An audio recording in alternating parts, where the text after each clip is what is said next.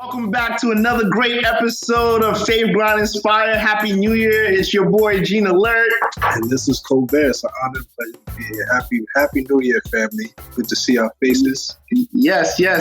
And we're super excited to be here with December 26th here. You guys are like my favorite podcast. You guys got me through the whole COVID pandemic because you guys never stopped. And I love it. You know what I mean? And so I thank you guys. You know, Damarcus, we used to have our in-person meetings, but we started doing Zoom. I saw Damarcus trying to teach me how to, barbecue. He was grilling. He became the handyman. Like, yo, so he went to construction mode. Yo, super excited. I was doing tech support on FaceTime. Yeah. He was doing tech support because I wasn't used to. Let me tell you something, Delisha. I had, because we had the studio, right? And, we had the partnership with the garden or whatever. We never had to buy equipment. Right. So literally we just walk into the studio, record and leave. Right. And so when we walked in, when we walked into the studio that last day, right, they were like, so because of COVID and because of the lockdown, this is going to be your last episode that you record here. So you're going to have to figure out a way to record your shows now. We're like, for the last 2 years, we're like, wait, what do you mean? Like, what are we going to do now? So then I started panicking a little. And I said, wait a minute.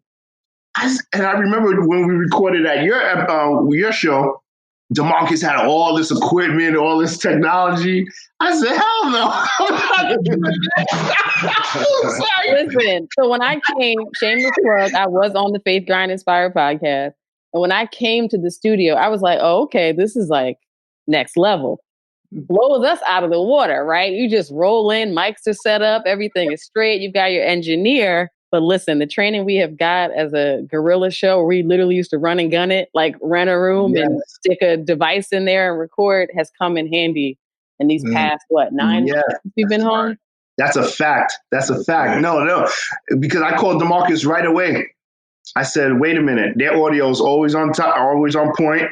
And at first I said we had enough episodes to last us until like June, right? So from the lockdown, so I wasn't really panicking. But when we got closer to the end, and who called us? Eric Adams, the borough president, called us and said he wants to record at Borough Hall, and that's when panic mode came. And so, because I was like, we're not ready. We don't have no equipment. We don't know how to record outside of the garden. So I called Damarcus. Damarcus is a good friend, man. And he emailed me every single piece of equipment that's necessary, and which I purchased. And then he showed me how to use it. It took him like 2-3 hours to do it. So I appreciate the time. And then even when we got to the Borough Hall, it wasn't working because I didn't have the mics turned on. I was like, it's not working. And I was like, the levels aren't working. And then Kobe said, yo, you got to turn it on. And I was like, oh my God. Welcome to the stress of recording on the go. You saved us, Damarcus. Yeah. Remember I called him? Yeah. I called him from Borough Hall. We family. And Borough President Eric Adams is also a friend of our show. Yes. As well. So, which is what I love about like our community of shows like Al and Black and Highly Dangerous and Faith, Grind, Inspire is that we freely share information. So we share guests. If there are people that can be referred, there's no, we all believe in the law of universal supply. Like there's nothing to hoard or hold. Like we all can be out here winning. So I'm just excited. I am. You know what I mean? The Alchemist. Talk about it. You touched on it. It's about, we're in that age where it's about sharing. They speak about this age of Aquarius that just came in like on the 21st. We came from like the age of Pisces, which is why like when the Christianity they have like the fish. Mm-hmm. We're now going into the age of Aquarius, which is more of an air sign. So it's really about understanding that it's like air. It's an unlimited supply. We're just gonna continue to share the gifts with our loved ones, with our family, and that's how the love goes around. And shout out to Eric Adams, man. He's about to run for mayor. Yeah, for mayor in New York. So it's important that we shed the light onto our family, and then we just share the gifts. It's that time. It's that time. It's more than enough. It's more Absolutely. than enough. So, absolutely. So since we're on the subject of pivoting with the show, let's talk about pivoting in general, because this past year has been crazy, right? To say the least. And we came in with all these grandiose plans. Yeah. We were supposed to do a live event with your show and all the stuff. We were like amped, like this is our year. To continue with philanthropy, grow the show, do this, do that. And then everything changed. And we've gone through a lot of personal change and transition as well that we talk about on the show. But what has pivoting looked like for you guys? It's funny. It's funny that you want to say something? No. It's funny because I remember right in early March, end of February, me and Damarcus were scouting out locations. Right. And we were like, we'll be back over in May. So we'll just have the show in May. And for our anniversary, it'll be cool. Everything's good. Delisha's closing on her house. So we'll give her some time. And, that's it. Yeah, we sat in this office and we're like spitballing ideas. And like, what if we have a liquor sponsor? We're going like back and like, this is about to be official. We're going to have a camera crew. Yeah. We went to 3 locations, did walkthroughs, and they were like, yeah, we good. Like, and that was it, so, but pivoting was something you said this off mic, Damarcus. What did you say? I want you to say it before I say it. What happened for me? This is the first time I saw you take time off. I was like, what is Gene? Gene's not working. I'm not seeing any IG stories, no motivation. I'm not seeing, it was complete radio silence. Do you remember when I called you? Like, is everything all right? Yeah. Like, are you good? You were the first person to call me too on that. Because I literally went off of everything. And I have OCD, man. So it was like cleaning the house. I had to take the energy and move it somewhere, right? So I was cleaning the house, organization, but it had nothing to do with work and business. It was strictly just solely, it was strictly just personal stuff, And then once I finished everything personal, then it went right into, all right, what's next? So I put this big project, and it was episode. I don't even know what episode it was, but it's called the COVID grind. And I started renovating like my whole backyard, and I flipped the backyard into this ordinary backyard into this like beautiful oasis. An extraordinary backyard. Extraordinary backyard. Thank you. And then from there, that I was like, okay, I'm still not at work. So I said, okay, let me renovate the building. So I started renovating another property. And then from there, I started renovating other people's property because people started seeing the work that I was doing for myself. And they started hiring my contractors. Right. So now I'm a GC, unlicensed GC, right? But I started doing work at other people's homes, right? And we pivoted that way, And it was interesting because in the beginning, my whole thing was September was going to be one of those months that it was going to change the game, right? Because my school time ended in March, right? My programs. So I thought when I get back to school in September, I was going to be in 9 schools. Right? Zero, right? So, because the schools weren't open. And then, so thank God, I've always had 7 streams of income, sort of. Mm-hmm. And basically 2 of them went bye-bye, right? We were supposed to open up Brooklyn Swirl. Brooklyn Swirl just didn't open. On March 12th, we gave the contractor money to do the renovation.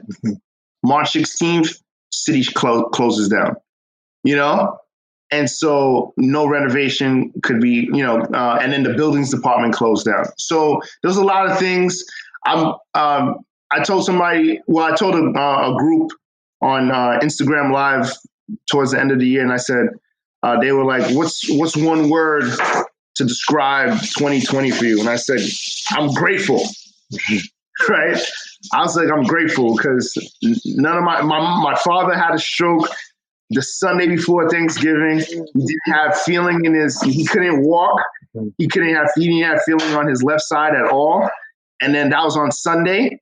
By Thursday, he was walking, and which is like a major blessing, So, so I'm grateful, you know what I mean? So you lose money, but the biggest thing that you can have is health, health, family, your loved ones. And I learned to appreciate that in 2020, because I was so busy ripping and running around. I never really had the chance to they in front of you, your family's in front of you, but you don't really appreciate, you know what I'm saying? Like you say it, I mean, at least for me, you say, oh yeah, I love my family, I appreciate them, but do you really see them? Like, you know what I'm saying? Like, I don't even know if I'm describing it right, but the Alchemist can probably describe it way better than I can, but it was just like, I'm always running, And so what 2020 did for me with pivot from business to personal to family, and I spent a lot more time with my dad. I never watched so many movies with my father in my life. In 39 years, I've never spent so much time with my dad, and so it's a blessing, I'm grateful. That's the beauty. Yeah, like I was just thinking back on the year, and I haven't even done any kind of Happy New Year poster or anything. But having the same thought of just feeling a lot of gratitude and just the gravity of 2020. And everybody's talking about COVID, but like I know everyone I know has a connection to a health crisis or a loss that had nothing to do with COVID, right? Yeah. So thinking about that and just like making it to this year. And like, the people who be it COVID or other illnesses or traumatic events, like that in and of itself is a blessing. And also reflecting on the phone time I've had with friends this year that would have never happened. If we weren't all locked down, everybody would be on the same, iMessage, text, WhatsApp schedule. Oh, we got to get up. But like really just people are home with no events and, working less or working in a different way and being able to catch up by phone has been amazing, right? To just like talk to friends and connect in a way that doesn't happen. So that's really what I've had gratitude for. And I've talked about it on the show before, losing a good friend this year. Yeah, I know. My condolences. Thank you. Having that QT, like that quality time with her before would not have happened. There's no way we'd have connected by phone. If this was another year and then she suddenly fell ill, like us having that time before she got the news. So that's where I am. Like, I'm grateful to be here in one piece. I feel like I came into 2020 as a person who lives in gratitude and like sees the silver lining, but it's just magnified even more about what really matters at the end of the day. That's a fact. 2020 clarity. That's it. I said coming into that. I said 2020. I said coming into it. I said it's 2020 is about getting 2020 vision. I didn't know how it was going to come. You can't predict that, but it's just really understanding what really matters to you. Like family is very important, and then just slowing down. I'm already a person that takes that time. To just enjoy the moment. But it was good seeing everybody else get uncomfortable, because it's like if you're already in that space, you're already in that space. It's like, oh, this is home for me. Like I'm already quarantined. It was really cool to see Kobe. It was funny because like certain people with this whole quarantine thing and like lockdown, they were like, okay, that's fine. You know what I mean? Like my dad, Kobe, it's so funny because Kobe showed me how to play this game that I've never even played before in my life. What's it called? Outside? Cornhole? Cornhole? Cornhole. I had time to play cornhole, man. Like I was enjoying myself. I barbecued. Like it was amazing, Right. I haven't played cornhole since like. Yo, Kobe's like the champion. Yo, man, like 12 years ago. He was. Yo, you're not lying. Yeah. I beat him once. He beat me 3 times. All right. But it's really about taking that time, you know, and a lot of us, and it brought everybody to like that even playing field. In some states are different, you know, like Atlanta, but they're still a compound. But I digress. Yeah, I saw a post the other day, and it showed some parties for New Year's. I couldn't believe it. I was like, "There's no COVID out there. There's no corona. No, there's no corona in Atlanta. They're good out there." T.I. said it was Wakanda, so maybe they got the antidote down there. Yeah, they got the Wakanda message, man. And what's crazy is like I know people in Georgia who've been diagnosed with COVID. Like that's the crazy part. Like I feel like every week somebody's like, "Oh, so and so has COVID." I'm like, "Well, not exactly." The cure to COVID. The Haitians figured it out. It's called Berkeley's. Yeah, let's talk about that. So, first of all, happy belated Haitian independence. Yes. And we can talk about that a little bit more, but we were having this conversation offline about the Haitian approach to curing COVID. And I don't know, you guys are getting healthy quicker than 25 did. Yeah, no, for real. Let me tell you, my mom, we always keeps a bottle of Berkeley's. Berkeley's is like this nasty, for people who don't know, it was like this cough syrup that just, I don't even know what it tastes. It's like, how do you describe that, man? Death. It tastes like death. Yeah, it's white. It's white. It's disgusting. But the thing is, they discontinued in America, right? And they only sell it in Canada. But if you go to like the Asian stores or you go to the African supermarkets or whatever, they have it, right? And so my mom bought 2 bottles, and one of her friends had COVID, and she dropped off a bottle and cured her, right? And then we need a legal disclaimer on this. Yeah. The opinions expressed in this episode. I know. Hey, I'm just telling you. So, you know, they make some different teas, and they have these different teas and all these things. But so then one of my aunts recently caught COVID, and my mom gave her the Berkeley soup, and you know she was good. So guess what happened? This past Saturday, my mom said, "Gene, I need you to bring me to Brooklyn to get like 6 more bottles to give it to get," and we had to literally drop it off in mailboxes of people who recently tested positive. You know, so we'll see. So by when this episode releases, you know, you guys will know if they're cured. Gene, I might need you to pick me up a bottle just in case. Yeah. Trust me, I got one in my house now. I need the insurance policy. Yeah. So vitamin D, you got to take vitamin D, 1,000 milligrams, vitamin C, 1,000 milligrams, and a teaspoon of Berkeley.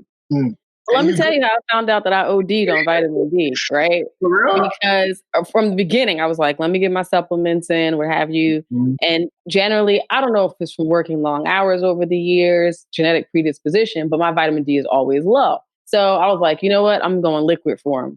Drop her under the tongue. Like I'm not even measuring. Like I'm just hitting the vitamin D, right? Like a shot. And then I went and got like my blood work done just to check all my levels for the year. You know, that doctor check-in. She was like, yeah, you know, what we expect, the level of vitamin D that we expect in your system is 79, right? Whatever the unit of measure is. Uh-huh. And she was like, yours is 83. So you might want to just go ahead and lay off the vitamin D. You're on him. So yeah, I'm off vitamin D right now because I was actually over. That's funny. But yeah, I'm trying to stay healthy. That's all I know. Yeah, no, don't listen to them. Stay at 83, all right? because vitamin D is the cure, right? So have you they try to get you to come back. They try to get you in that vaccine. Yeah, no thanks. We won't get into that right now. Yeah, no. I won't get into that. No. But have you guys felt any anxiety about remaining healthy or your loved ones remaining healthy? Oh, it's really just getting people to drink water. Simple things like telling your family just drink water. You know, that's one thing I realized when the pandemic first started, myself included. You know, they said, you know, the liquor store was considered a what you call that? Essential business. Essential. Oh yeah. Wow. Pharmacy and the liquor store was considered essential. So there was a lot of drinking going on, but staying hydrated is just key. Staying hydrated is as simple as can do. I see a lot of people starting to be more conscious about just how they eat. So it's just trying to just give as much influence as you can. When I'm in the house, I juice fresh juices, making sure everybody else take a shot. Yo, he just gave me a shot today. It was beautiful. Tell him what it was. That one was carrot, celery, lemon, and ginger. So and some coconut water. So you know, it's just. I said, where'd you buy that from? He's outdated, G. Yeah, that's it. Yeah. So it's understanding the alkaline aspect. So this is where it's just educating ourselves. We're at a point where we're starting to understand what we have to. There's no point of staying ignorant. You know, ignorance is a choice. There's too much information out here. You can just share with your loved ones and then implement it any way that they can. You can't force it on them. But just introduce it. You know, plant the seed. You plant the seed. 9 months later, they'll be in a different, you know, state of mind. So it's just playing your part in that aspect. We can't control everything else, you know. So I think the most important part is just keeping that faith as well. To know that no matter what, we're gonna rise above it. You know, thankfully, you know, we did lose, you know, a lot of great ones this past year. But the majority of the family's still here. You know, genes bounce back real quick, and that's the beauty of just staying prayed up and just keeping those vibes around you, so that you know these type of pestilences, they go over the family, and you're just able to just keep it pushing. So I'm excited for 2021. It's a year of change. You know, just to tap into the numbers real quick. 2 + 2 is 5. Of change and transformation. So. You know, this 2020, you know, shook us up a little bit, but I think people needed that so that they could just embrace the change now. So it's going to be a great time to see people just hop out the cocoon and just get their wings and spread them. Yes. Absolutely. So from like a brand perspective for you, Colby, and an income generation perspective, we know you're Zen no matter what. Yeah. How did 2020 impact you in that regard? It helped me understand how to work smarter. I've been working on some coaching programs, so it's so simple to just put it in products. You know, set them up differently, and understanding a lot of the teachings that I have, they just have to be simplified and put into a way that they can be just extracted from anybody coming in. So it's been IamTheAlchemist.com. I'm actually having that work on right now. You know, the courses and just teaching people the arts from the beginning, from you know simple aspects of meditation, and obviously you know. What fasting does, and how you can really just take this temple of a body and just tap into like your highest potentials, understanding just the duality of life, like, you know, the light and the dark, the up and the down, the masculine, feminine aspects, the principles, and that you can't live without the other, you know, and that's a big thing that, especially when a lot of people, the clients that I coached, a lot of them were men, they were having a hard time tapping into that feminine aspect of just being present. Even just, you know, talking with Gene a lot of the times, just helping just find a balance, because a lot of the time we're just too up here, you know, trying to control everything. We got to tap into the body, and that's more of a feminine aspect. And that's why, you know, it's a union thing. So it's just simplifying the teachings as simplified as possible. Like I said, as you know, I've been on the journey like 10 years. So once you go through it, you figuring out a way. It's like, okay, this is like, it's not even like coming up with a religion, because that's how religion was created. That's no longer dogmatic. It's a journey of self. So there's no really a right way to tell you how to be you. It's just helping you tap into this place to understand who you are, and then trusting yourself to just unfold however, you know, life was meant for you to unfold. So it's just really understanding how I can simplify it and just put it into small products for me to just, you know, scale it out a lot easier, and then also not have to put as much, you know, work on myself to constantly be there. So using the technology, it's allowed me to see how technology is here for us to be useful, and not to have to, you know, over exude ourselves in a lot of these ways. So it's definitely taught me how to think smarter, especially and use the tools that we have in front of us. We have everything that we need in front of us, around us, within us, and we really don't have to reach that far outside of ourselves. Absolutely. Let me tell you, Delisha, Kobe's the man, all right? Because if it wasn't for Kobe, while he was saying this, I was thinking about how did, you know, because March is January now. So I was thinking about March, right? And I remember we had this whole rollout, and I'm one way. Like, if you look at our picture on the Faith Grind Inspired thing, it's like I got this suit, and he has his, I don't even know how you. What is that? My attire, your Zen wear. He had his Zen wear. I have my corporate wear, and we're like back to back, right? And it's supposed to be like representing that balance, right? Because it's so different, but we're friends and we think the same sort of, but it's like we on the same path for family legacy, but it's, you know what I'm saying? So now I was in his world, right?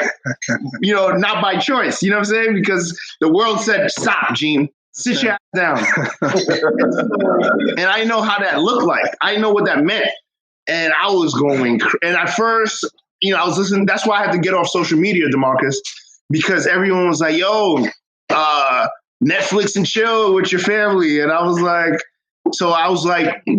watching Netflix all day with my wife, right? Literally, we went into the theater, and I was like, and my wife was like, yeah, you built this room. You can finally use it all day. Like, have fun.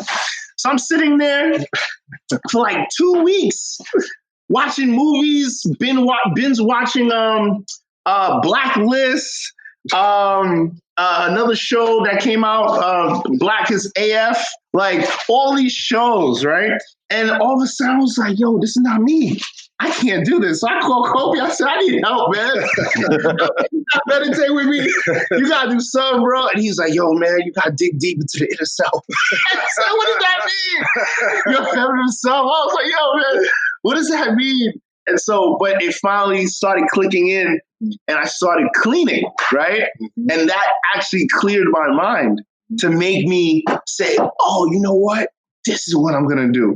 And so I created outside. And then if you watch the episode or listen to the episode, the COVID grind, you'll hear me talk about Kobe's influence on it. So like, even though I meditate, but I meditate, not professionally, like what he does, but I do it for myself so I can focus on my day. But if you look at outside, you would think it was Kobe's house, because that it's like when people, it's an oasis, man. Like, but that was Kobe's influence on me, So his words and his teachings are really powerful, and it's so funny because it's so simple. Like he doesn't say these crazy things to you. He just, it's simple words, just simple. Even when we were coming here, right, to set up this show, I'm sitting down, I'm like looking around, like not, pacing around. Kobe's making tea, Kobe's making shots, and I'm like looking at the time, and Kobe's just taking his time and just chilling, and he got everything done. He made coffee, he made tea, he made the shots, he did dishes, like he got the computer set up all in 20 minutes. And then me, I would have been like, I can't do the tea yet because I gotta do this, I gotta make sure, let's do sound check. And it was just so funny to just watch him and observe how, like, he doesn't just talk about it. This is who he is. And it's making me a better person, man. So I'm lucky to have a guy like this around me, because for real, I'll be going crazy. COVID, the pandemic would have been different for me, bro. Like if I didn't surround yourself with the right people is important. Yeah. Because my friends don't have the same outcome. I told G, I was like, you gotta get rid of a lot of your friends, man. They ain't for you, bro. Yo, I haven't spoke to a lot of them either. Because the reality of it is a lot of the people that water seeks its own level, right? So you often gravitate towards people who kind of have the same energy. So other people who are go hard, go fast, we got to figure it all out. That kind of hum of, I say it's a hum of anxiety, really, like underneath the surface of like, we got to get it done, we got to get it done. And all it does is you just exacerbate whatever issues each of you have. And it can be hard when you're like that. It can be hard to be around a Kobe because they're so relaxed. It almost comes across as like apathy, right? Like, my man, what are you doing? yeah, believe me, at first it was. When we first started doing the podcast and Kobe was around me, I was like, yo, come on, man, come on. And then I realized, I said, this is what I needed. Thank God the pandemic happened. But in the beginning, I was like, I'm like, I wanted to like shake him, you know? But then I said, nah, this is exactly what we need, you know, because this is what I'm trying to teach the kids in the school, right? I don't want the kids to be like me, you know?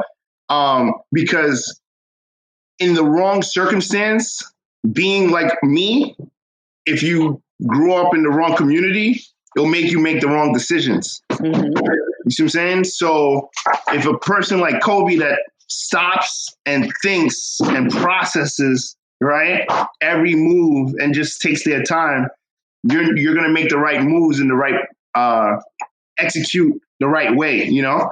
And so that's why I appreciate it, man. And so I'd say I just, you know, in a way of what you're saying is 100%, but there's aspects of yourself, like you said, the humility to one, say that there's room. And then that's like, it's a place of like, Gene is going to constantly evolve. So I think there's just the ability to constantly be open to learn is what allows us to be great as individuals. But there's a lot of things that, as far as Gene, like we said, I've always looked up to his way of his grinding, because there's a time where it's a time to grind, there's a time where you need to sit down, and I think that's what I said. The universe has given us all something that we needed in order for us to become better people. Because if we don't make the shifts within ourselves, then we're just going to stay stagnant. And the point of it is growth and evolution, and that's the only way we can leave a legacy, is really starting to understand and embrace, like, I can be better. I can really look at, you know, all right, this is where I was good, but I can always get better. And once you stop putting a cap on yourself, then you're limitless. Like, you can really continue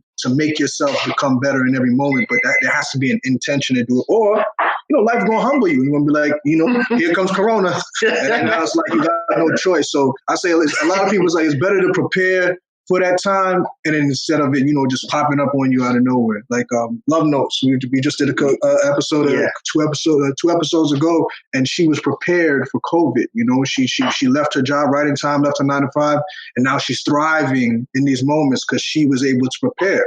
But if she would have held it off until like, she wouldn't have been prepared. This website wouldn't have been up. She wouldn't have been able to get the orders out. So it's important to just take that leap. Like, take that leap of faith and step into your true, you know, aspect of who you are. And this is only always going to help him become a greater father, because Anu's going to have, you know, he has the hustler gene, but he's also going to understand the balance of it. And that's what we hear. That's why I think the show is so powerful, because it gives that, once again, the duality. So of both sides, and why you need both. So why it's important to have individuals that represent both sides that can actually influence the children as both, because they say, oh, I could take something from him, I could take something from him.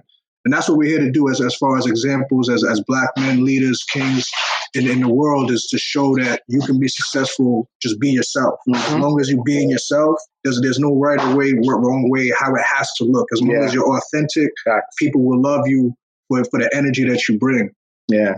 Absolutely. And one thing too, that I want people not to feed into is, there's a term I have, it's regret is worse than fear.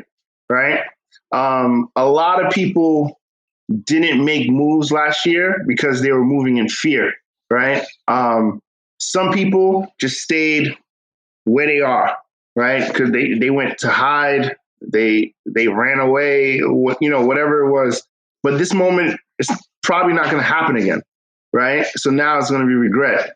I know people who their business grew tenfold, you know? But then I know other people that they didn't want to pivot. Like, they were like, no, I'm not pivoting. I'm just going to shut down. And now, you know, that's it. So, but you have other people who are just like, oh, okay, this is not going to work. Well, I'm going to do this. I'm going to do online classes. I'm not going to write books. I'm going to teach people how to write books. You know, I'm like, oh, okay. Like, you know, so I'm going to learn the stock market. If I knew the stock market, now I'm going to teach people how to learn the stock market. I have one of our, we have a guest. He's making thousands of dollars now because he's teaching. He had a free class or a free group before COVID. Now he's making thousands, and he's making people, teaching people financial literacy. He's making people a lot of money because he's actually doing the work. Alvin, his name is Alvin. Shout out to Parker. You know, so he has this thing called Robin Hood Killer. Robin Hood Killer 100 is his name, and so you see the pivot. That's what I love, man. But he didn't let fear hold him back. You know, he didn't let, and that's what I love about you guys, because you could have let fear say, you know what? Because you had an in-person platform. You know what I'm saying? Like, your thing was you recorded, you had people come in 2-3 at a time, and you recorded face to face. And so you guys did not stop. And it was inspiring me, because I wanted to keep going, but then I was listening to Kobe, and Kobe was, you know, basically saying, "Gee, do what's right, do what's good for you." And so the competition part of me, and not competing against you guys, but just competing against myself to be a podcast that never stops, continuously drop an episode you guys drop an episode every Tuesday. We drop an episode every Wednesday. Like, that was my thing. I was like, I love it. We listened to December 26th on Tuesday, Faith Ground Inspired on Wednesday. And I felt sad, actually, when I stopped, right? But then it felt good to see that you guys didn't stop. I saw a lot of podcasts stop, but I was like, yo, keep going. And I was listening, and I noticed the variety. That's what I love too, because once you guys went virtual, the caliber of guests changed. You had the producer that the wife, her husband's episode was like, I don't remember his name. Michael Swanson from NBC. Crazy. Yeah. No, that episode was off the chain, right? And you started doing more 2-parter episodes, which was really cool. You interviewed one of my clients, actually, but for the firm, she has this.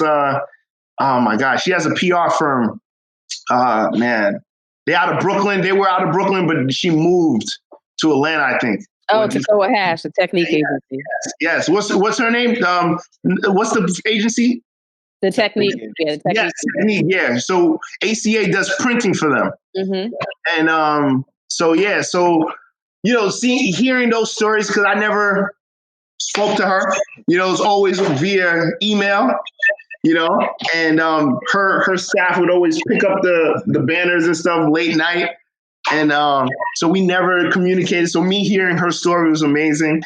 But yeah, so just listening to you guys and seeing that you guys kept, and matter of fact, to see how you guys pulled off the giveaway still, the turkey drive still, I was really impressed, man. And to hear the extraordinary occurrences where you guys explain how you did it, and how you called the turkey farm and they made you drive there, and then you're in the car, Delisha, and then all of a sudden you seen your brother and your mom come back in the car with no turkey.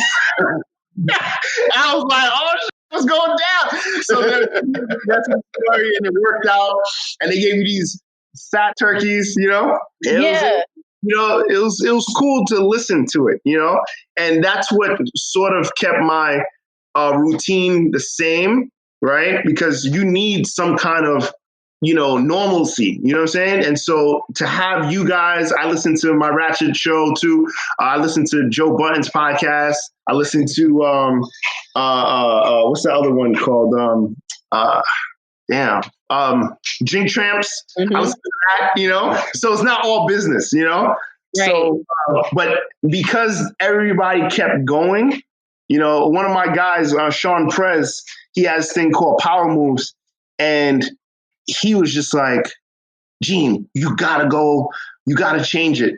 And I was like, no, we gotta do it in person. We gotta do it in person. And he was like, but you gotta change, Gene. And then Kobe's like, Gene, you gotta do it. And I was like, no, we gotta do it in person. And so this year, this is actually our first one doing it this way. Mm-hmm. But yeah, I'm down. I'm down to have it virtually too. I don't care, because so many people want to come on the show, but because of scheduling, in-person meetings, like it's so crazy. This whole thing, but like Kobe said, it's a lot easier to do it this way. And it's less stress on your life. Yeah, I mean, I will warn you, Gene, because I think you and I are similarly situated in the way that we approach things. It is an adjustment because the environment is not as controlled, right? Like when you have to come into your show on your ground, on your turf, you control all the elements for the most part, right? Even on this episode, we've had background noise. Y'all got homeboys walking around. It's a lot going on in the background. You just can't control the elements in the way that you do. I had to like let go of my need for perfection and wanting everything to be crisp and quiet, and like it's just all kinds of things. People were disciplining their kids in the middle of the interview, like, "Hey, get off that, sit down." Sorry, I was saying, like you were saying, can you repeat that question? It was wild. Phone calls, the sun is shining in on them. They need to now close their blinds. Like it's just all these things that happen. But that's like the real world. I mean, it's happened on TV. People are like beaming into MSNBC and their kids are rolling in. So you learn to lose perfection and everything to be pristine and polished because we're all doing the best we can. So it's the recording virtually and the things that happen, it's all 2020. Like now in 2021, it's just a bit janky at times, but it works. Because I remember watching somebody's episode. They were doing an interview and interviewing like a couple, and literally during the interview, the husband just gets up and goes and watches TV while the wife is talking. And I was like, this is why I don't want to do this. I was like, this guy just gets up out of the interview to go watch TV, and you saw him like turn around and go to the living room, like the way the camera was faced. Like she's just sitting there and she like looks like, but she kept going, And I don't think they knew they were being recorded. I think they probably thought it was just audio. So it's a free throw. This guy just literally just got up and started watching TV. So, and yes, when you talk about the controlled environment, I get it, I think that's like the lesson in 2020. Like you do what you can with what you have. We realize how much of our lives we're not in control of. You flow with it. Like I think, especially in social media, digital age, everybody wants these perfect appearances, but that's not real life, right? No. And COVID has shut all of that down. You weren't able to get the haircut you wanted to. The women weren't able to pick up they wanted to, and people just powered through like, hey, this is me. But I think that we were already heading in that direction anyway with a lot of things, because the shows that people really take to are the shows where people put their humanity and their authenticity on display. Like Gene, you buttoned up with your suits and your ties and your immaculate mustache, but always keep it clean, right? Like I had a beard during COVID, bro. You had a beard during COVID? Yeah, man. I gotta send you some videos. That's why you on IG. Yeah. I'll send you some videos. But that authenticity, I think, has really resonated with a lot of people and humanized a lot of people, and people realize like, hey, I can try things, and it doesn't have to be A1. It doesn't have to be. I don't have to have the best camera. I don't have to have the best lighting. It's something. If the message is there and the message is pure, and the people can take where they're connected and they're coming to it, versus like something that have to be some huge production. Yeah, look at what D-Nice did to the culture, man. Like. D-Nice just had his phone and he was playing music. He didn't even talk. Yeah. And now he has a whole set for Club Quarantine in his house. It's been fascinating to watch how he's evolved and how Versus has evolved. Yes, looking Versus. Right. But did you guys see what Diddy gifted D-Nice? I saw that. One of 20 like custom made bars in the world. When I get that Diddy money, I'm definitely sending that whole thing to Kobe and you guys. I can't wait. I was saying the same thing. I can't wait to get to a level where I'm sending branded gifts of that magnitude to people that I care about, for sure. Bro, he had waiters making him drinks with the gifts. I said it's a beautiful thing. I said, and I was talking to my sister, and my sister said, "That's all you got from it? Like you want to do the same? You want to give your friends?" She said, "Yo, you're amazing." I was like, I just want to be there to do the same thing for my friends that I feel added value to my life. Mm-hmm. So she was like, no, she's like, but that's why you're always gonna be blessed, because you weren't thinking about, hey, I can't wait for Diddy to give me this gift. you were like, I can't wait to give this gift to other people, you know? I can't wait to be the Diddy to do this. And I said, yo, that's true. I guess that's be the blessing, right? Right, you know? absolutely. Yeah, but huh? I was gonna say this year, I think for me, has taught me that I'm really in tune with my intuition more than I even probably thought.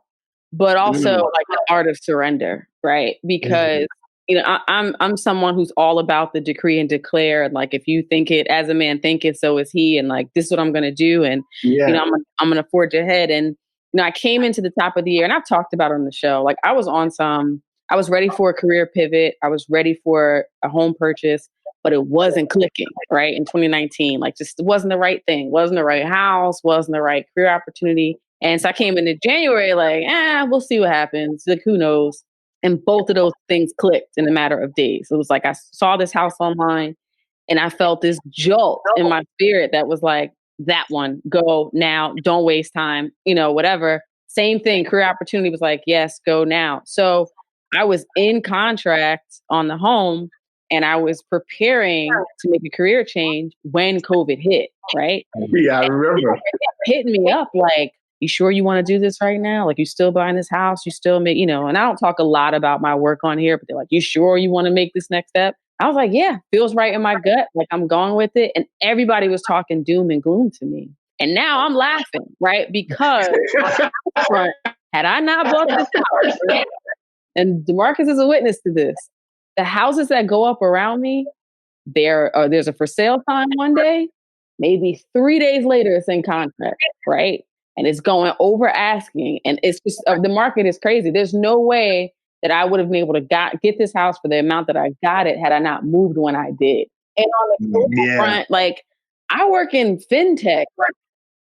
I work in fintech, and we deal with stocks and assets and securities, like, in the middle of a bull market. I'm busier than I've been. Like, so like, both of those decisions, I felt like, wow, you didn't know what was coming, but you felt a sense of urgency and you acted on it. Then on the other side with the art of surrender, like, I had a schedule. I had a renovation schedule. I had things that I was planning personally that just were like up in the air. Like, I closed on my home and construction shut down, right? So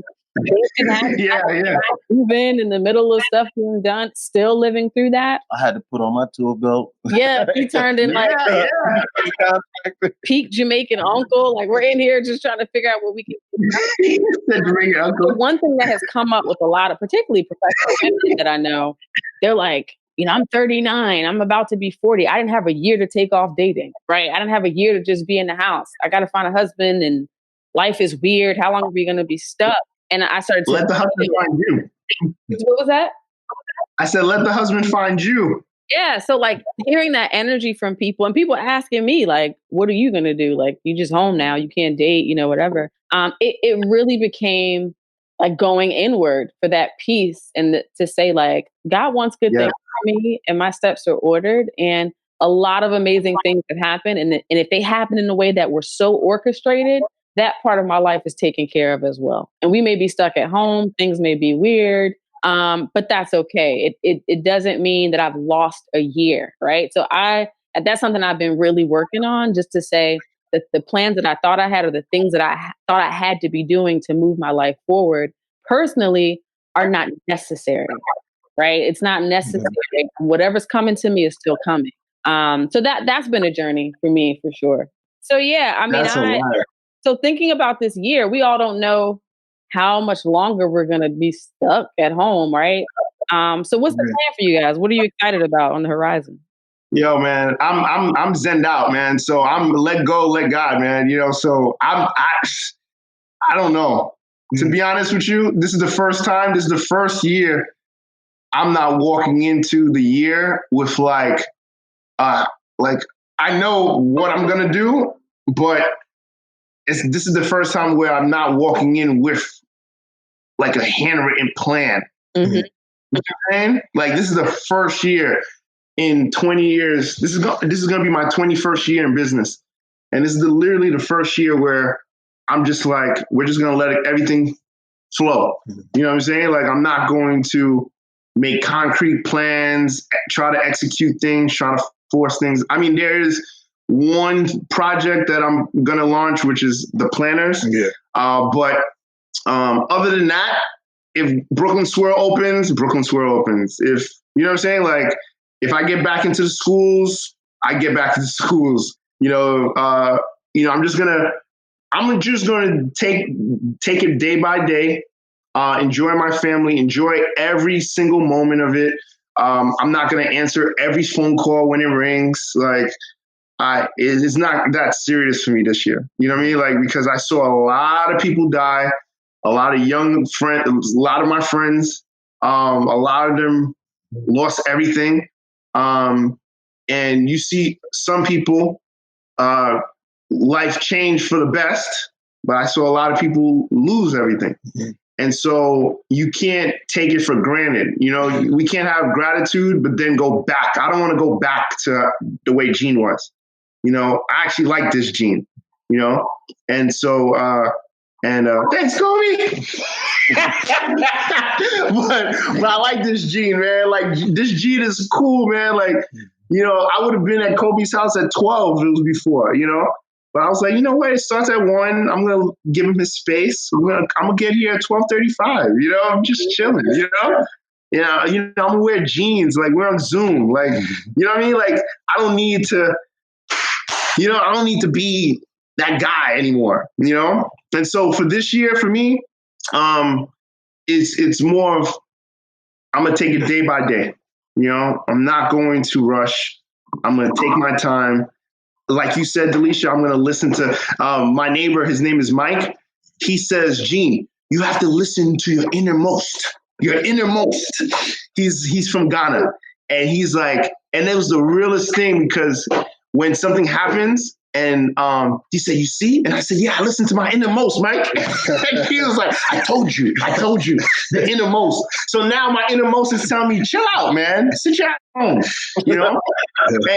but my wife, interesting thing is, my wife is seeing that too. She's like, I don't know about this innermost Gene.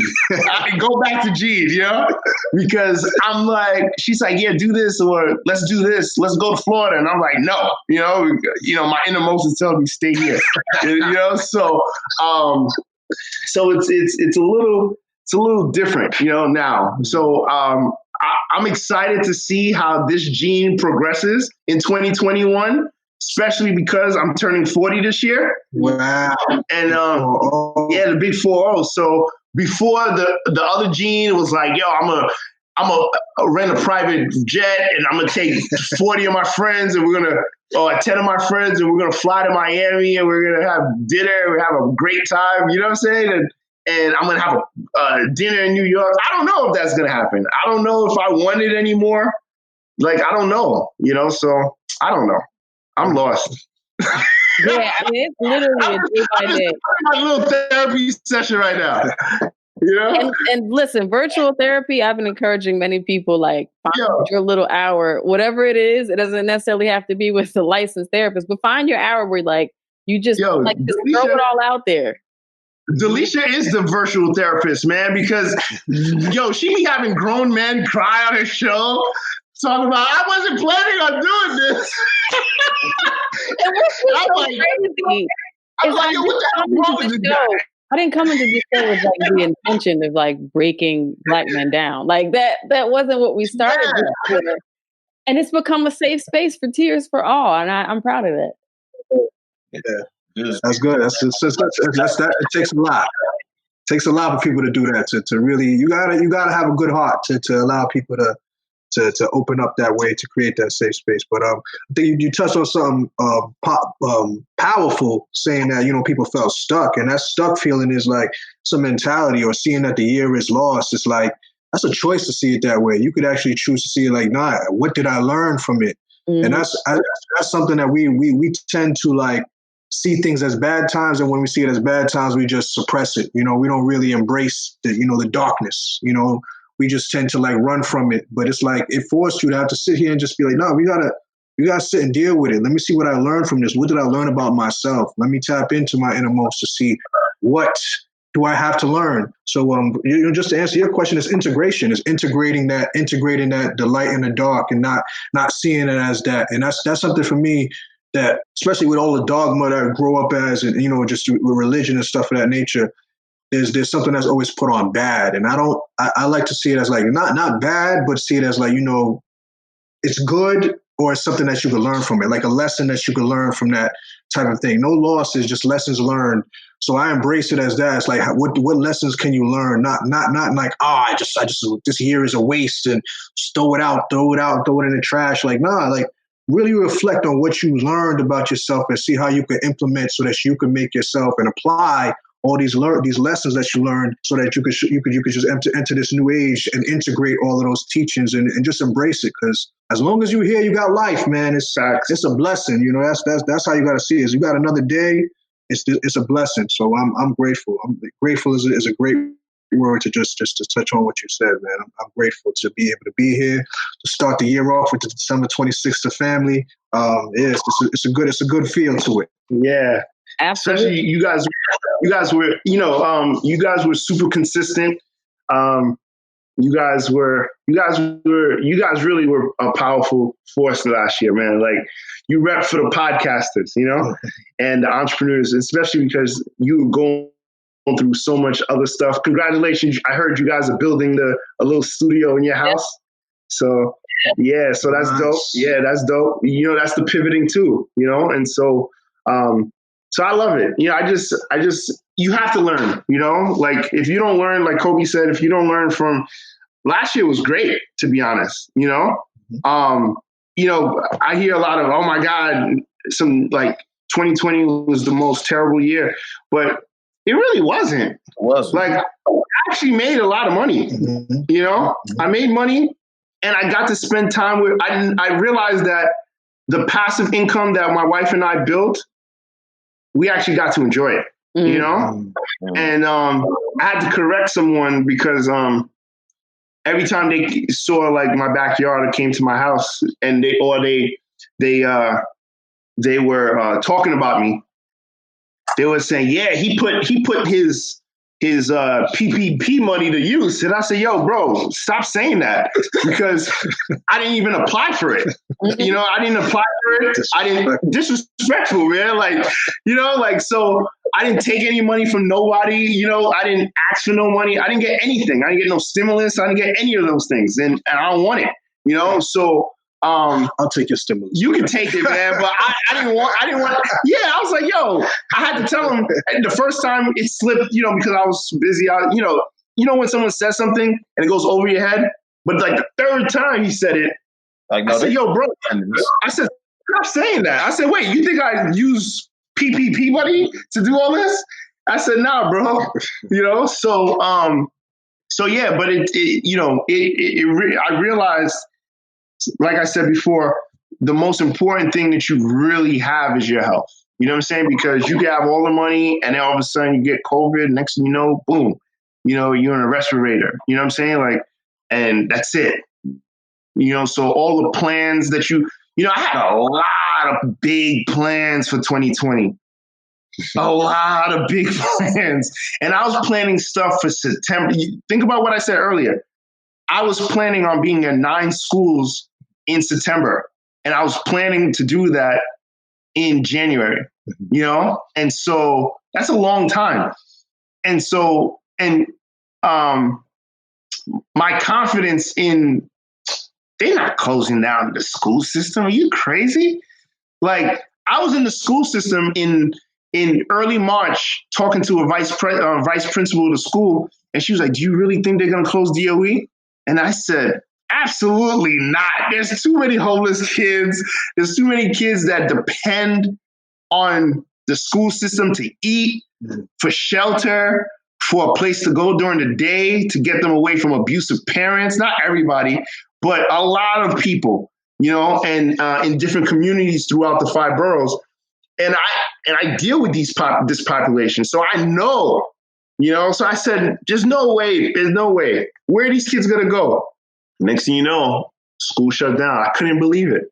And that's when I knew. Well, the first thing that happened when I saw the NBA, this is before the NBA canceled their season. So I said that statement before the NBA canceled their season. So when I heard the NBA was canceling their season and March Madness, I said, wow. I said, all right, so you know what? Forget what I said about the saving the inner city kids, because they don't care. Nah, you know what I'm saying? Like, I mean, it's true. Think about it. It's not, real. I mean, I don't remember like having that one moment where I was like, oh my God. For me, it was just like gradual. Like we were supposed to be, you listen to the show, so we were supposed to be in Georgia, like recording episodes. Yeah, Georgia. Yeah, so it was like right on the cusp, like right when things started to turn, and we were like, okay, what's gonna happen? So we were going back and forth. And I remember calling Delta, right? I was like, okay, let me finally call, right? Before I called, I logged in to like see what the status of our tickets was. The first thing I noticed, because I got those tickets on like vouchers through my Amex or whatever, that they were like, oh, your vouchers have been extended by like a whole year. So even though you booked, so then I call, right? I call on the Delta. I'm expecting to be on hold for like 800 years, like whatever. Not that long. I was on hold for like 20 minutes. Chick answers. She's super nice. And the minute I like tell her, give her my number, she's like, okay, so would you like to just cancel and leave it open or what have you?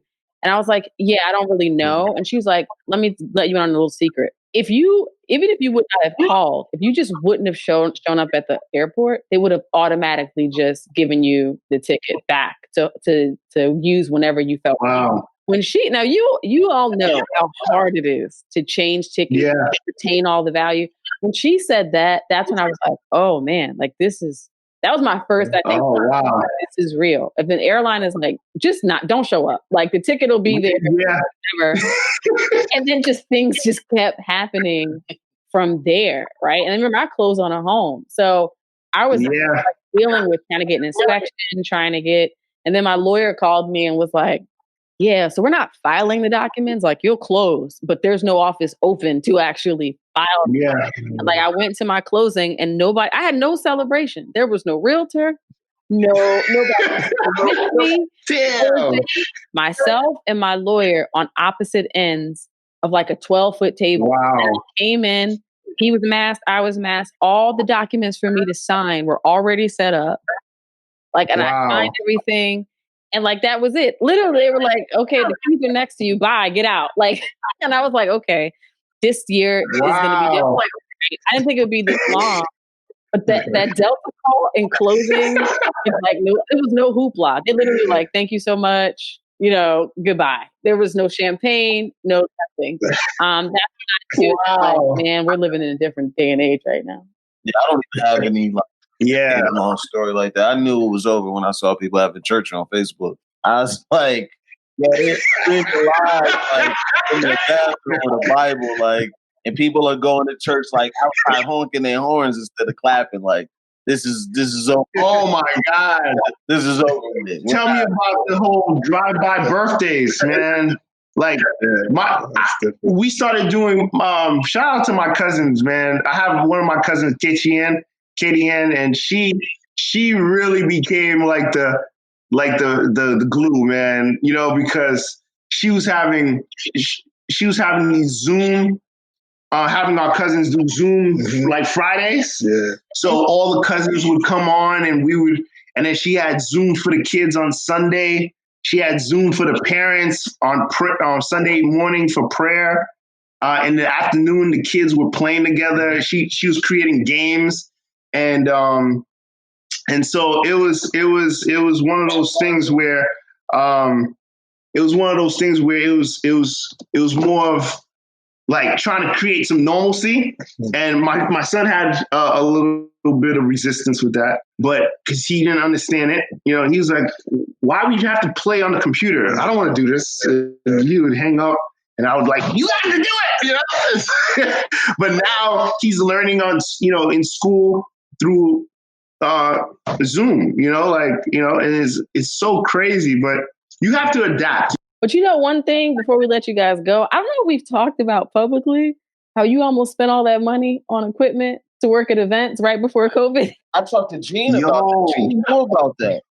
Yeah. I was talking about launching a business right before COVID. Yeah. Capital raise and everything for event planning. And I thank God My grandmother, and I think everybody that I didn't do that because I'd be sick right now. Yo, you are so right. And you are so right. It got delayed was because, remember, I was a part of the capital raise. Right. I was like, you know what? Let me not write any big checks before I close, right? Because you know how it goes. Yeah. Big like expenditures or whatever. It's like, let me just get to this close and I'll cut you a check and like we'll be good. I'm so thankful you cut me that check because I would be sweating right now. Yeah. No, you're right. We ever talked about this on the air is I tell people what equipment is, but yeah. It has something to do with videography and photography for events and stuff like that. And I actually went to Gene because I run a lot of ideas by Gene. I always want his input, his advice. Can you put me in contact with someone? And he's like, man, this is a solid idea. I know somebody in Atlanta doing this. I'll connect you, man. When you're ready, just let me know. So I was about to pull the trigger. And I thank God I did not. Yeah. Like, I'm grateful that you didn't either. We were like, oh, you can't lose with this. This is easy. Like, unless the whole world shuts down, like, there's no way you can't make money. Unless the whole world shuts down. That's exactly what happened. Oh my God. More equipment for the show. And we're going to roll some more content out in 2021. As, Gene, alluded to, we got the studio brewing. So it's a lot of good things coming. And we'll be able to invite people over to record who want to use a studio space that's fully soundproof. So did not know how much soundproofing costs until recently. Oh my God, girl, I could have told you. Yo, soundproof is no joke. Yeah. You're like, what?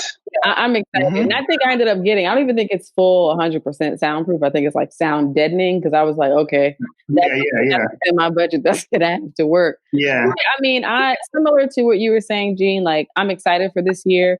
We have planned some things. I know I've got to keep writing and all that great stuff you've heard me talk about on the show. But other than that, definitely, I don't have like and then I'm going to do this, and this is going to happen sort of in the way that I would normally do it. I'm just literally happy to be alive. Like, I'm happy to be alive. Another year to get it right, and to keep, churning out this content. And if anything, last year taught me with this show, right? Because we had this whole thing of like, when we get to this level, we'll be able to get the big fish. Last year taught me that people are a lot more accessible than I really realized. And we captured Christine Swanson through IG. Like Damarcus just literally just sent her a DM, and because people were at home, they're just reading it. And she was like, "You got to talk to my husband," who was amazing as well. And this goes back to your bag, Colby. Recently, I've just been saying, like, it would be great to interview this person, and then the opportunity was presenting itself before I even do anything. Just like putting it out there, things are aligning in a way.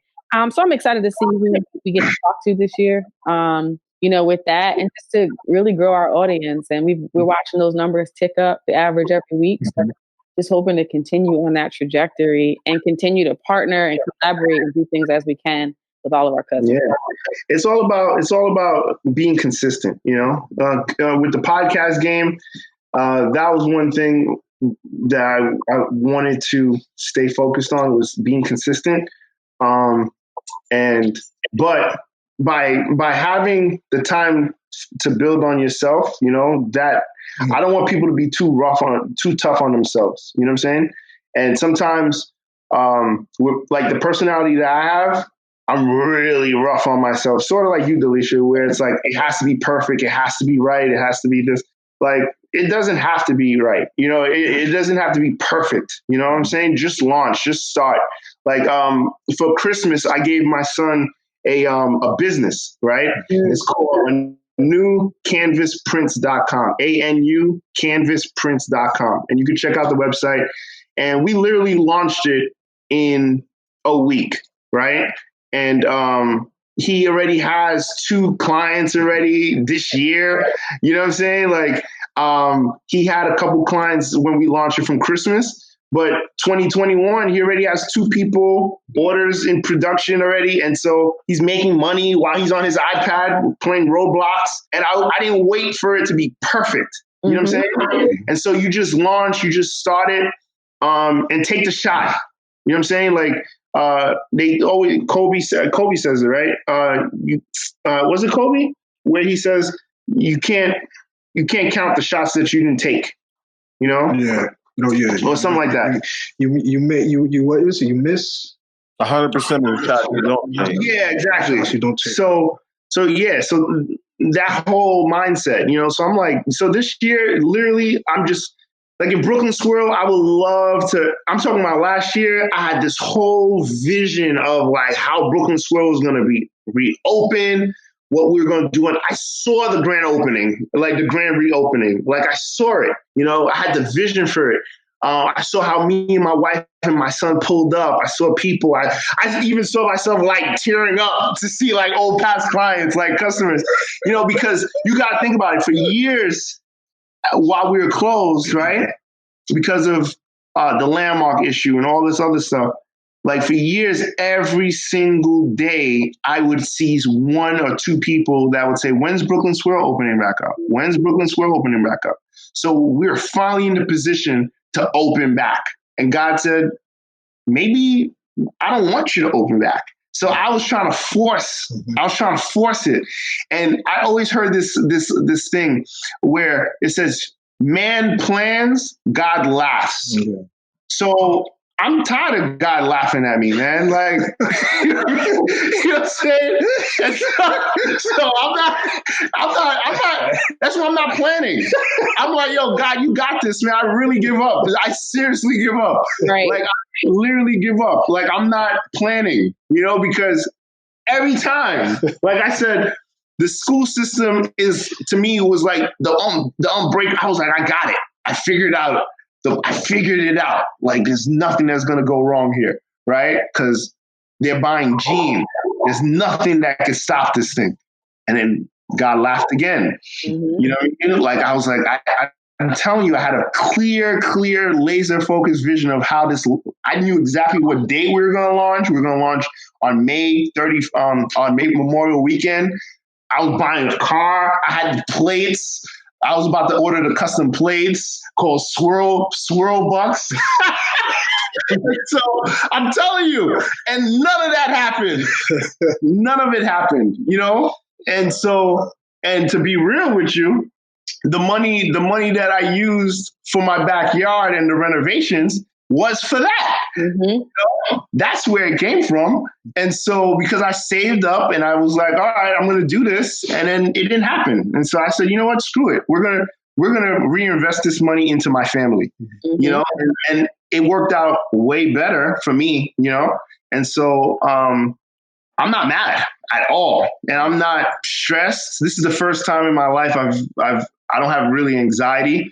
I see clear, mm-hmm. and it's so cool, man, because now I see, I don't know how Kobe totally flows, but this is because I'm not totally like Kobe yet, but I see how he is. Mm-hmm. You know what I mean? Like, yo, Kobe is just, wait, if you watch this guy for like an hour, you should just see it. It's sort of like he floats, man.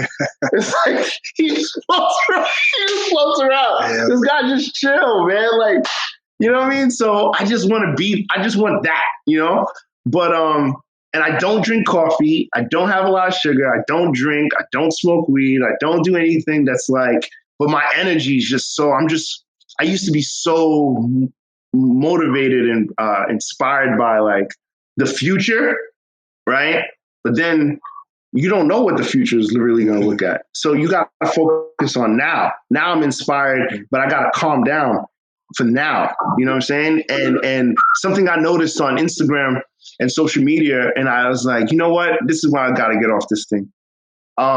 You're seeing a lot of people trying to sell everything, right? Trying to get rich. You got to get rich now. You got to get rich now. And so I'm telling some of my friends, like, yo, stop doing this. I get it. You trying to make money. I'm not trying to tell you not to. But at the same time, stop pushing this narrative, because the mindset of what you're doing, people are chasing money and not building business. They're going to fail, you know? So in the long term, this is going to hurt the people that you're trying to help. So you should teach people how to really focus on, like, sort of, if you're going to pay for something, to be real with you, if you're going to spend money, I would suggest that you spend money buying a course from like a Kobe or someone that's teaching you how to slow down and process and learn who you really are versus trying to get rich. You see what I'm saying? Like buying these courses, like buying these, and I'm in real estate 20 years. And I'm telling you, it's so much harder than what people think it is. You know what I mean? Like it's so much harder. And you're not just going to wake up and say, hey, I'm going to wholesale a house. And everybody's on this wholesaling right now. It's not that easy. You're not going to, to flip a property, you need money. Like, and you're not just going to take out of nowhere. You've never done it before. You're going to get someone to give you $1 million. You're going to flip homes. No one's giving you a line of credit like that. Like, so it's like, I'm not saying it can't be done, but it's very, very difficult, And so I don't want people to buy into these false narratives. And so my advice for 2021 for anyone that's trying to get going on their career or whatever, because I'm talking in the way my space, my mindset is a person that's been doing this for 20 years. So I'm at the place where I can talk this, and say, yo, I'm enjoying myself, right? Because I've been hearing, enjoy yourself, enjoy. You can't take all the money. My parents say this to me all the time. You can't take your money in the grave. Like, if you kill yourself by working so hard, your family's not going to enjoy it. Like, your son is not going to care about the money that you left him. He wants his father, and my mom was telling me that for years. And I was like, yeah, but I need to make the money now. So, but I'm like, yo, you know what? When I saw my father in the hospital, I said, yo, you know what? You're right. Because, if something happens to my dad, we'll get some insurance or whatever, or some money. But I don't have my dad no more. You know what I mean? So I'm thinking about it for my son. I'm like, damn, if something happened to me, my son's not going to have me. My wife is not going to have me. You know what I'm saying? So, but for those people who are starting and don't have families and, I would just say, don't go after the get rich quick plots. Focus on the inner. We talk about the innermost. Focus on the innermost. Like focus on products, programs that are focusing on you and how to become a better you. Because when you focus on a better you, you'll make money. You'll build your business, like you'll grow 10x, but keep buying these courses and all these courses. Everybody got a damn course. And if everyone's selling you a course, all you're doing is making everybody else's pipeline richer. The key to this subscription thing is you sell it for cheap, just like Amazon, Netflix, all these things are inexpensive. But it's a numbers game. So you get all these people to spend money with you. And then so now you have residual income, sort of like rent, like my rent roll, right? But it's like $12, $26, $27, $19, $15, $9, whatever it is. But unless it's something like what I don't know the full thing of your course yet, but like unless it's because I know it worked for me. So if it's not like that, or if it's something where it's teaching you, if it's not teaching you how to be a better person, or if it's not teaching you real game, not get rich quick. You're not going to buy this course and 30 days later, you're going to buy a home. Mm-hmm. Don't do that. Don't spend $200. Don't spend $299. Don't spend $1 million. That's why it's so funny. One of the things that I noticed too with the COVID was they were pushing all these seminars, right before COVID. And then all of a sudden, all these real estate gurus, because that's my world, so all these real estate gurus disappeared. All of them. And the real guys popped back out with like a new, the ones that had the money, they popped out a different way. And so, and once they figured out how to put it on virtually, now they're going to do it that way too. But for a minute, I thought the market was going to change a little and be better, but it came right back. You know what I'm saying? So just be careful, people. You know what I'm saying? 2021, be careful. Focus on your family. Don't focus on quick money. Do what's best for you. And long term, it'll be better. You know what I'm saying? You're in a marathon, not a sprint. You know what I'm saying? Absolutely. And I mean, we really don't have anybody to impress. We all are just at home feeling. Yeah, man. Like you don't have nobody to impress, man. You don't gotta. I see kids. I saw this kid in my neighborhood. He went and spent like $3,000 on renting No, I saw him with a what is it? A Maserati, right? He had a Maserati during the summer, and he had it, and I thought it was his. So I said, "Yo, this is a nice car." I said, "This is yours?" He said, "Nah, yo, it's rented." And I said, everything is closed. Who are you renting it for? And he just looked at me, and he didn't think about it. I was like, everyone's inside. Who are you studying for, yo? And I said, you could have took this I was like, look, bro, you could have took this $3,000 and used it on something else, But you're seeing in New York, a lot of these younger guys, they're buying cars. You could tell that they're rentals because the plates are not New York. Right. So they driving around these like Lamborghinis, Bentleys, all types of crazy cars. But for what? Use this money on your business. You know what I'm saying? And so I don't know.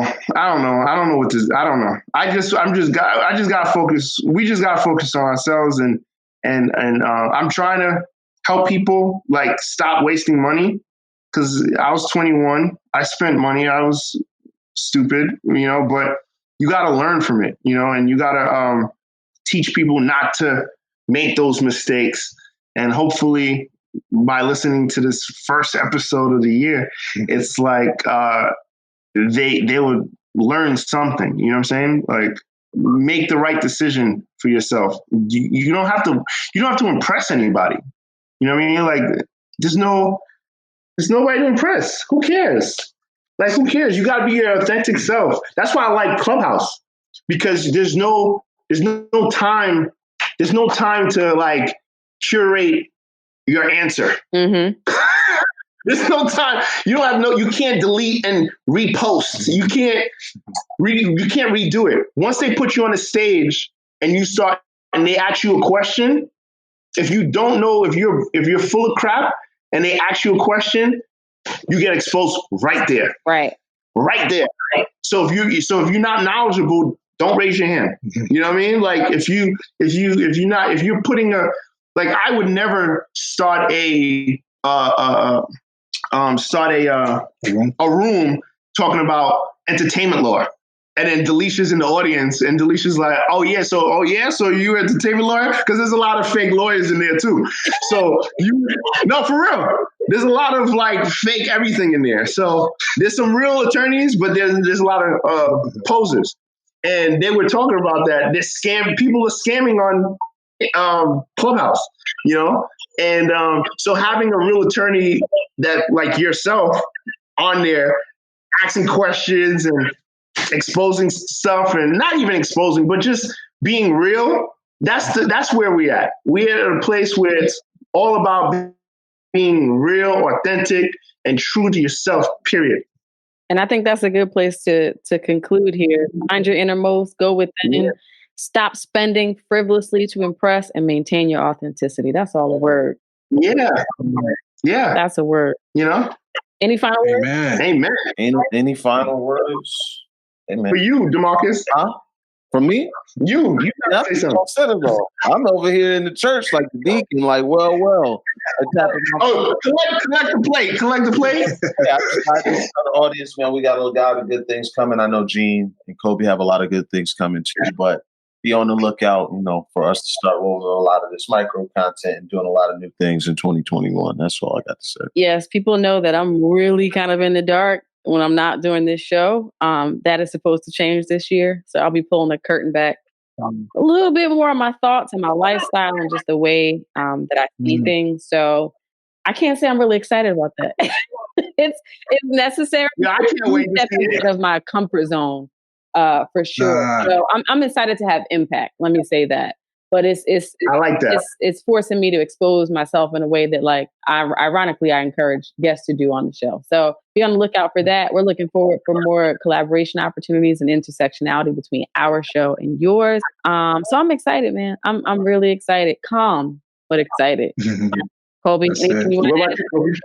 Yeah, I'll touch right on that. It's about really just taking in everything that we've learned and keeping it moving to that next stage of life. So I'm excited to just more creation, just life getting a lot easier and a lot better for us. Alignment, something that's really, really essential, important, and really realizing that we can create a world that's really seamless. It's really up to us. We don't have to think in this box mentality. So I'm just really just about just finding the alignment and like you said, sustainability and legacy. We here to really just make it sustainable, where it's not something that's out of our reach. It's something that can last forever, and we have the time to be able to spend with family and do the things that we understand are really essential that we may not have understood how important it was in the past. So really just making time for all of that stuff so we can make the life align in every single way, mind, body, spirit, family, financially, in all those types of ways. So I'm excited, family, and I look forward to just seeing everybody's growth and continuous growth. For sure. To our audience, you know the drill. If you enjoyed this episode, if you've been motivated and inspired by it, even if it's just motivated to sit down somewhere, tell somebody about it, let them know, like, share, subscribe. Now you got 2 shows to support. If you're a 26er fan, not familiar with Faith Grind Inspire, please go check them out. They're churning out great content over there. Gene knows I love him as well. And now Colby's in on it too as well. So we're happy to have them in our family. Go support their show, support ours, tell somebody about it. And as always, you know the drill. Remember to be extraordinary on an ordinary day. But before I say take care, I don't know if the folks over at Faith Grind Inspire have their own sign off that they want to include as well. Yeah. You want to do it? Well, Faith Grind Inspire, my grinders out there. We want to thank you. We want to say thank you, December 26er family, cousins, for having us, right? And this was a great episode. No part 2s, okay? This is just one. We're not going to cut this into 2. It has to be one. Yeah, one episode, right? And so but anyway, so follow us, follow them every Tuesday before you listen to our show and watch our show. Go to their website, go to their podcast, wherever you listen to podcasts, and follow them. December 26er. They have really, really great guests. You guys are episode like 130 something, 140 something. Oh, come on, bro. You listen to the show every week. This will be 153. 150 something. Yeah, 150 something. Yeah. And so now go listen to all those episodes and then listen to our stuff. Oh, sorry. Anyway, see, those are the bloopers, right? So anyway, go check them out. And thank you guys for tuning in to another great episode of Faith Grind Inspire and December 26th of Collabo. And it's interesting because we didn't have our face-to-face, but this is the collab virtually, which is really cool. So it happened in God's time. This is what happens. This is why I said God laughs when we plan, right? And so God is smiling now. He's not laughing at us. And you can follow us every Wednesday on every DSP and also on Instagram. It's Faith Grind Inspire. My personal one is Mr. Alert. And it's Kobe's is at @IAM_the Alchemist. Yes. @the Alchemist. And Delisha, I can't wait to see more content. And I gotta say, Damarcus, man, your Instagram had me rolling. You had, I forgot what video it was, and I loved it, man. I loved it. It was like towards the end of the year. Was it a recap? It was like a recap. Yeah. Oh man. Yo, Delisha, I don't know if you saw that video, but that video. I did not sign off my appearance in that video, but I saw it. Yeah. No, that video was great. So you guys got to follow Damarcus. Damarcus, give me your handle, bro. My handle is Mr. Adisa, MR.ADISA. Yes. All right. And what's yours, Delisha? Mine is Delisha, Delisha J. Grants. I promise you'll see me more online in 2021. Yes, facts. So continue to grind, continue to shine, and keep going no matter what. Thank you for listening to the December 26er podcast. I am your host, Delisha. This episode was produced by Damarcus Adisa, and music was provided by Thovo. You can find us on Twitter, Instagram, and Facebook at December 26er. That's December 26ER.